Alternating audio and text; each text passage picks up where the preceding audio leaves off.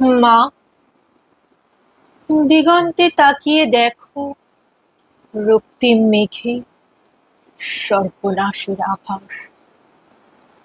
ওই সর্বনাশের আগুন পেরিয়ে আমার দুয়ারে এসে দাঁড়ায়নি কোনো আনন্দ। অঞ্জলি পেতে কেউ বলেনি জল দাও। সারা জীবন আমাকে তীব্র পিপাসায় চিৎকার করতে হয়েছে, জল দাও, জল দাও। চৈত্রের মধ্য দুপুরে পাখিরাও ডানা গুটিয়ে নেয়। দূর শহরের রাস্তায় বাবুদের ভিড় নেই। গাঁয়ের কুকুরগুলো ঢুকে যেতে চায় উঠোনের ছায়ায়।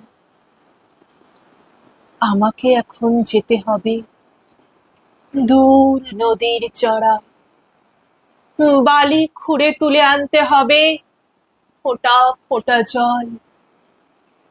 তারপর ফিরে আসবো খরায় ফাটা মাঠ, শুকনো পুকুর আর টলটলে জলে ভরা নতুন ইদারার পাশ দিয়ে, বাবুদের ইদারা। তৃষ্ণায় ডুবে যায় আমাদের গোটা গা। কুকুর আর মানুষের জীব ঝুলে পড়ে, আর বাবুদের ইদারায় বাবুদের ছেলেদের স্নান। আমার শরীর চলে যায় চৈত্রের খরায়।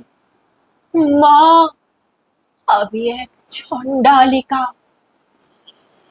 বাঁকুড়া পুরুলিয়ার আড়ের হাহা করা মাঠ ফাটিয়ে বিহারের তপ্ত প্রান্তর চিরে আমি চিৎকার করছি, জল দাও।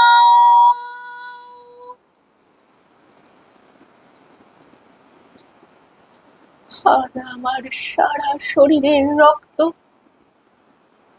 উঠে আসছে মাথায়। মা,